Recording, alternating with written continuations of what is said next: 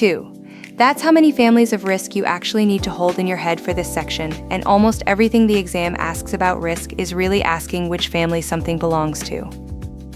There's a long list of named risks coming, and candidates try to memorize the list.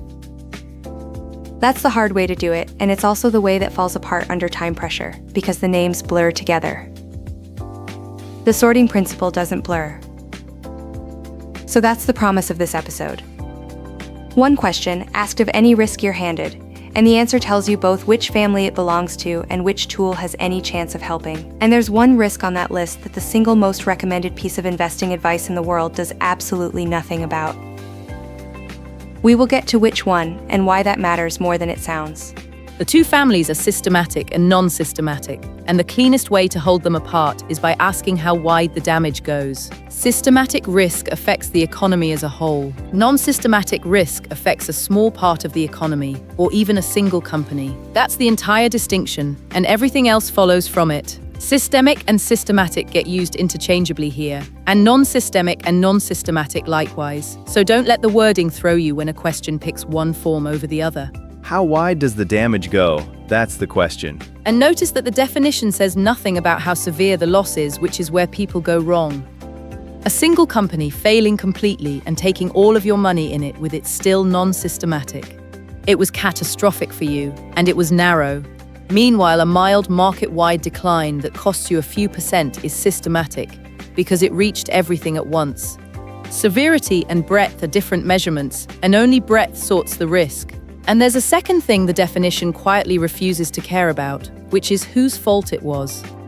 A company can be ruined by its own management, or by a fire, or by a competitor doing something brilliant. All of those are non-systematic, because the mechanism doesn't matter to the sorting either. Only reach matters. Once you stop looking for blame or magnitude and look only at reach, the whole list becomes easy to file. Leo, one thing before we start naming them. Why does the sorting matter, though? Give me the practical reason first. Because the family tells you whether spreading out will help. That's exactly it, and it's worth being precise about the mechanism rather than treating it as a slogan. Spreading money among different investments to reduce risk is what diversification means. It works by making sure no single narrow event can take a large share of your money, because the thing that hurts one holding isn't the thing that hurts the next one. That logic depends entirely on the events being unrelated to each other. And it's worth making that concrete, because the word unrelated is doing a great deal of work. If you own 30 companies and every one of them is a regional bank, you've 30 names and roughly one bet, because whatever damages one of them is very likely what damages the rest. The count of holdings isn't the measure of diversification. The independence of what can go wrong is the measure. And the moment the events aren't unrelated, the whole mechanism stops working. If one thing is hitting everything you own at the same time, then owning more things doesn't help you, because there's nothing left that's unaffected to lean on. And that's not an edge case, it's the definition of systematic risk. So diversification isn't a general-purpose shield. It's a tool that's extremely effective against one family and structurally useless against the other. Erica, that's the sentence I'd put on the flashcard. Then let's make it the spine of the episode, and everything after this is just naming the risks and sorting them. Before we go on, if you want to drill this sorting until it's instant, there are free practice questions and study material for the whole exam at certs.richresourceful.com. Let me pause for just a second because this genuinely helps. If you are getting value here, hit that like button, then subscribe and ring the bell. It costs you nothing, and it is the single biggest thing that keeps these videos coming.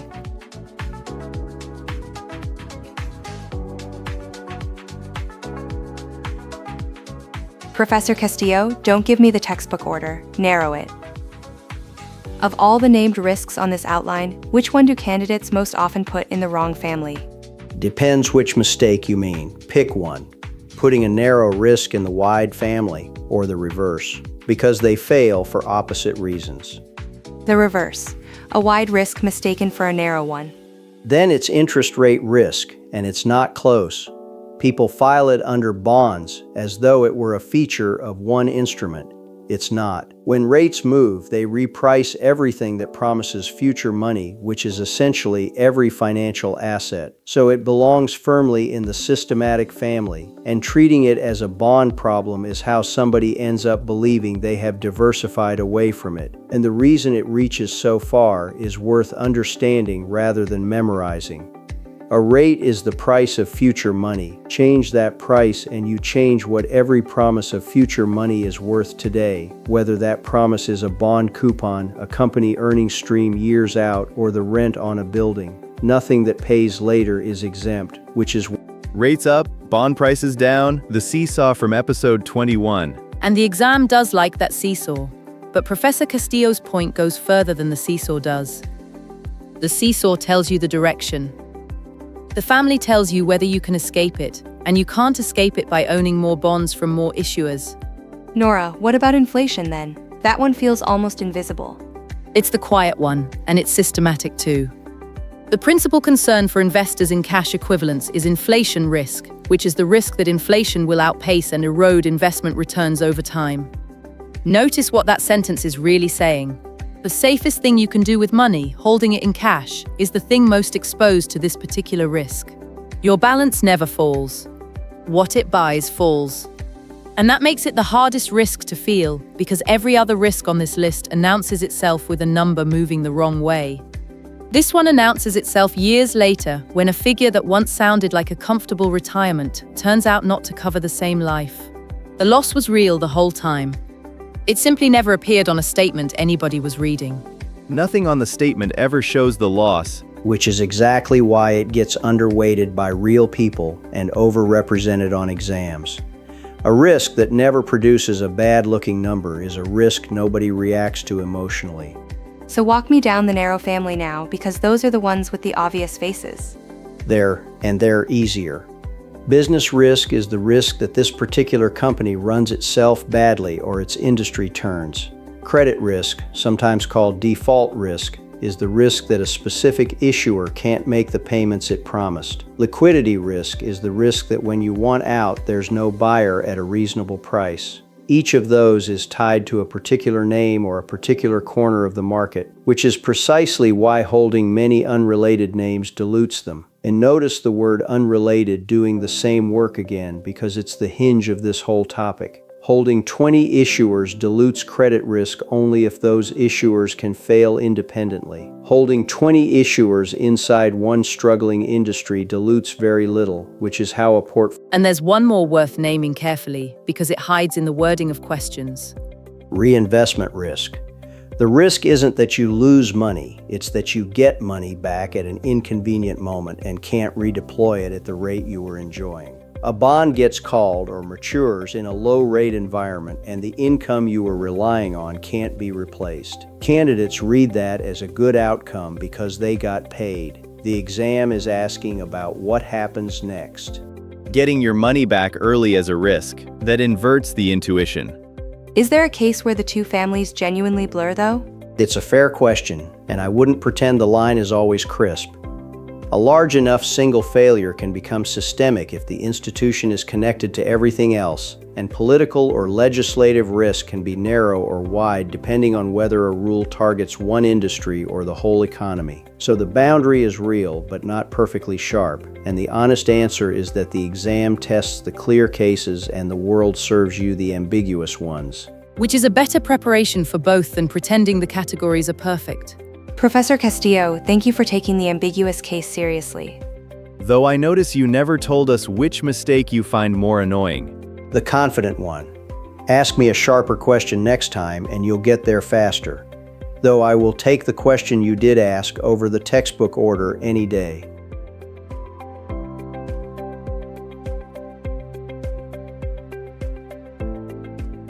So we owe you the answer we teased. Which risk does the most recommended piece of investing advice in the world do nothing about? Market risk. And the source is unusually blunt about it, which I appreciate. You can't eliminate investment risk, and market risk in a portfolio of equities isn't eliminated even when diversification reduces or eliminates firm-specific risk. Not reduced, not eliminated. just still there. It sits under everything you own, permanently. And that's worth sitting with, because diversify your portfolio is advice everybody has heard and almost nobody has heard the limit of. It's genuinely excellent advice. It's also precisely targeted advice. And the target is the narrow family. Somebody who owns 400 different stocks has done a thorough job on business risk and has done nothing whatsoever about a market-wide decline. So what does the toolkit actually look like matched properly? Tool to family, one at a time. Diversification handles company and sector risk. Asset allocation across categories helps more broadly, because including asset categories whose returns move up and down under different market conditions is how an investor protects against significant losses. Laddering maturities addresses the timing side of interest rate and reinvestment risk. And hedging, which means buying a security to offset a potential loss on another investment, along with insurance products, provides further ways to manage risk. And the discipline is matching honestly rather than reaching for the most familiar tool. Diversification is the one everybody knows, so it gets applied to problems it can't solve. And that produces a false sense of protection, which is worse than knowing you're exposed. Somebody who knows they carry market risk can plan around it with a time horizon and a cash buffer. Somebody who believes they diversified it away plans around nothing. 4 tools, and none of them is a universal one. None of them. And I'd rather say that plainly than sell a false sense of safety. The honest framing is that you choose which risks to carry, not whether to carry any. An investor who moves entirely into cash has not escaped risk. They have swapped market risk for inflation risk and traded a visible one for an invisible one. Leo, is there a version of this that's genuinely reassuring rather than grim? The reward for taking on risk is the potential for a greater investment return. That's the reassuring half, and it belongs in the same breath as the warning. Risk isn't simply a hazard to be minimized to zero, because a portfolio with no risk in it also has no growth in it, and over a long horizon, inflation quietly takes that portfolio apart. So the goal is never the absence of risk. It's carrying the risks you're actually being paid to carry and shedding the ones you're not. And that reframing is the genuinely useful thing to carry well past the exam. Nobody is compensated for holding 30 regional banks instead of 30 unrelated businesses, because that concentration is a risk taken by accident rather than for payment. Nobody is compensated for holding one company where a fund would do. But you're compensated over long periods for accepting that markets as a whole move against you sometimes and staying invested anyway. That's the risk with a reward attached, and it's precisely the one you can't diversify away. And the exam version of that's simpler than the life version.